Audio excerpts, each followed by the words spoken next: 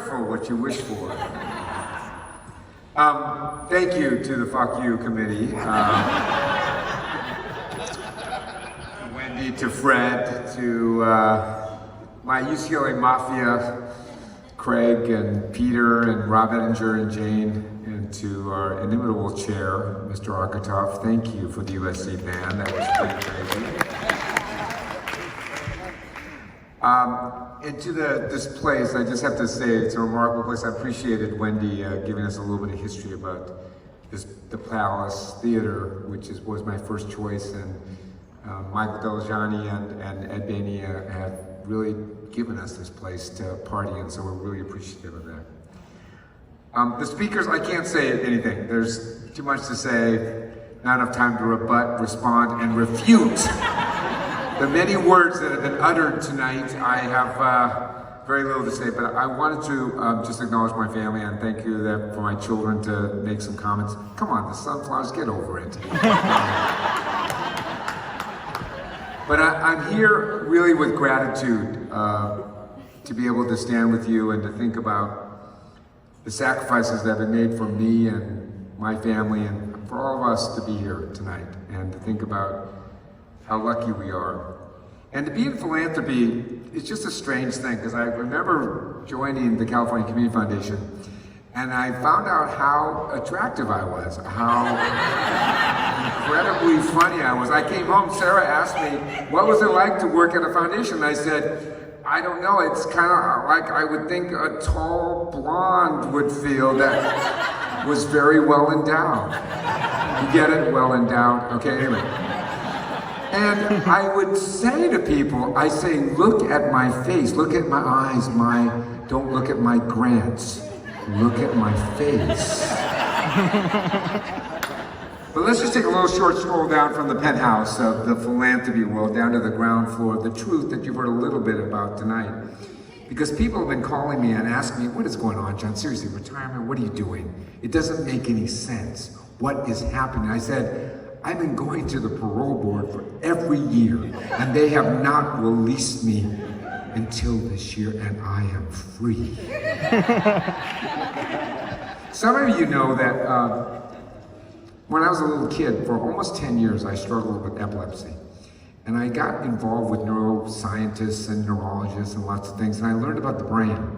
And I asked them about the brain. I asked them, about the neural pathways and plasticity and all kinds of crazy stuff. And I found out that the people that live the longest, that avoid dementia, the people that have a greater sense of their own brain activity are the people that play out of bounds. That's what the neuroscientists said. They said they play out of bounds. They play out of the box. They play out of their comfort zone. And that out of bounds was a much bigger place. And I can't wait to play out of bounds full time. So why a roast, John? Why did you want to do a roast? It's crazy. It's so odd. I wanted to turn up the flames of humility.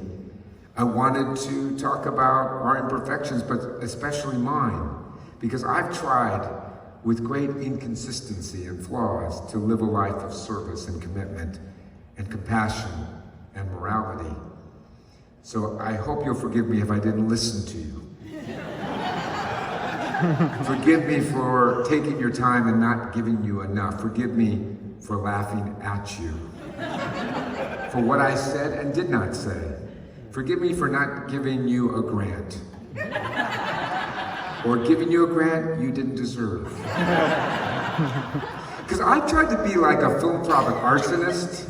I tried to light little fires, little annoying fires. Fires that would bring a little bit of heat and maybe burn some things up a little bit or warm some things up. To shed a little light on the reason why we're here, about why we exist, and to maybe think about our interconnectedness and our interdependency. Because we're just like molecules and atoms bouncing off each other in an incredible dance of life that is a continuous change towards some kind of harmony. Tonight's roast is brought to you by a new drug. Introducing philanthropy. Philanthropy makes you feel good about yourself for extended periods of time. It counters that malaise of uncertainty, anxiety, and stress that raises doubts and anxiousness about your goodness. Side effects include taking random jobs that give you the false impression of helping others. Flashes of false empathy, and even heart palpitations that mimic compassion. Dizziness and the vertigo of self-importance. Restless strategy syndrome, caused by knee-jerk reactions to personal experiences. The self-delusion that money alone will solve problems. Other side effects include elimination of guilt, increased blindness, deafness, and dangerous levels of ego obesity.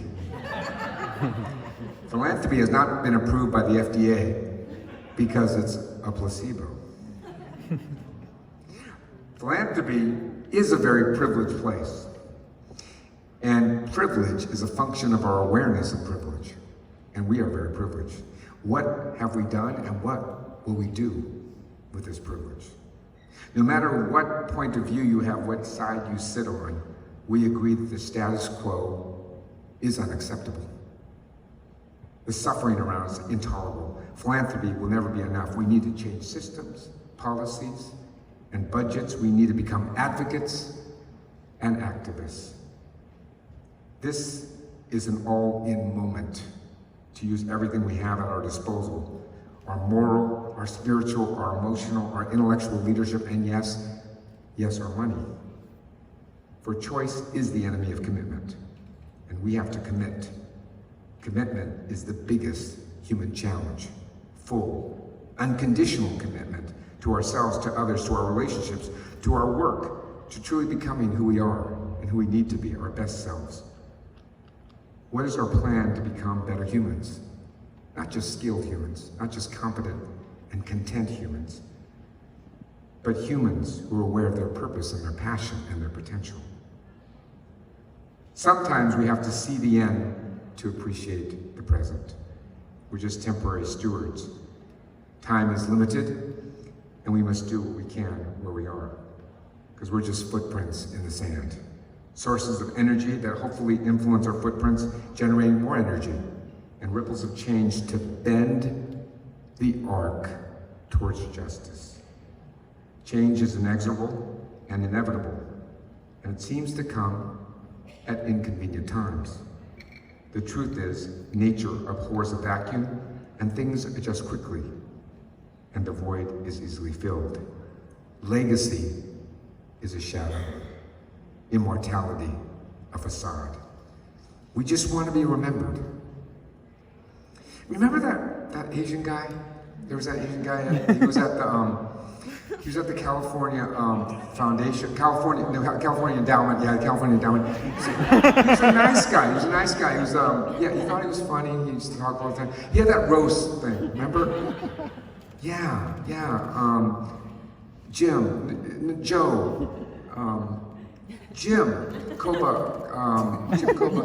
Kobayashi. Such a nice guy. The truth is, I will never, ever forget you. We've been on an amazing journey. Some of you have been on the caravan, some of you have been at these destinations where we had the chances to work together, to cry together, to care for one another. You showed me so much kindness. You laughed at my jokes. You laughed at me. You made me into a better human, because that's what it's all about, is trying to make us become the best we can be.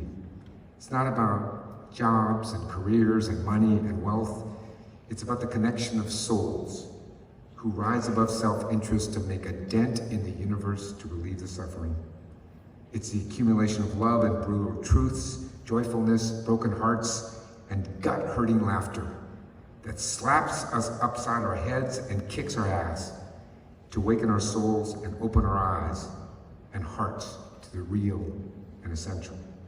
This roasting eulogy is a living moment for all of us to take inventory, to reflect on where we are and where we're going to become better humans.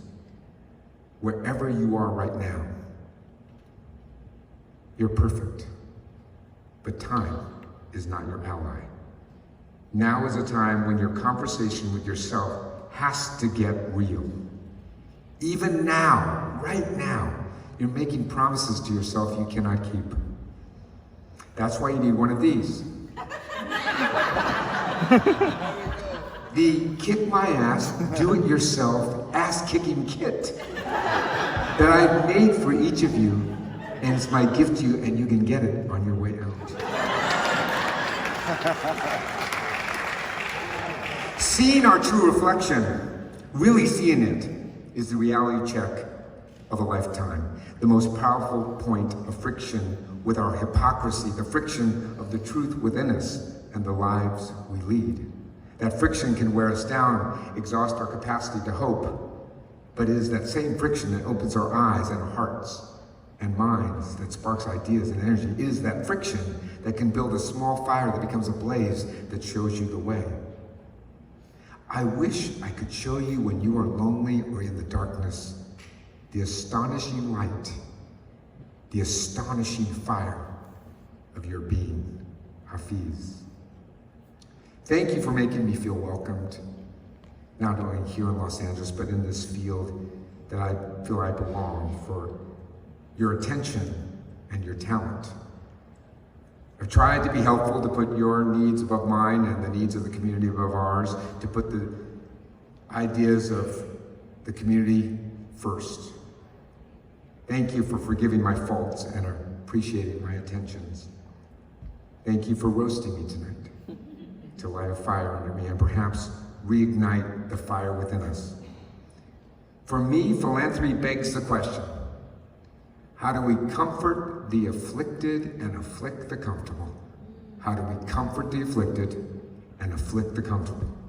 How do we reinvigorate our sense of compassion, because sympathy is arrogant and empathy is always insufficient? We have to reinvigorate compassion, because compassion comes from the root pasio and patio, which means to suffer. And how do we suffer together? How do we suffer with others? We live in such a profane world of broken promises and dreams, of untapped and wasted human potential, unnecessary suffering, and the layers of embedded racism and colonialism that we still have to reconcile and rectify. And yet, in the face of what seems impossible, there are energizing signs of change and hope, where justice and equity can get a foothold, and we see the prize, and we keep on fighting.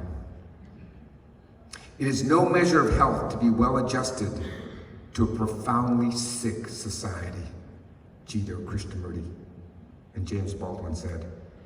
I know that what I'm asking is impossible, but in our time, as in every time, the impossible is the least that one can demand, and one is, after all, emboldened by the spectacle of human history in general and American Negro history in particular, for it testifies to nothing less than the perpetual achievement of the impossible. Here's to the history we are learning, still learning, to the history we are living, and to the history we will make. Yeah, I'm retiring. I'm retiring from an institution to play out of bounds, but I will not retire from the fight and the work.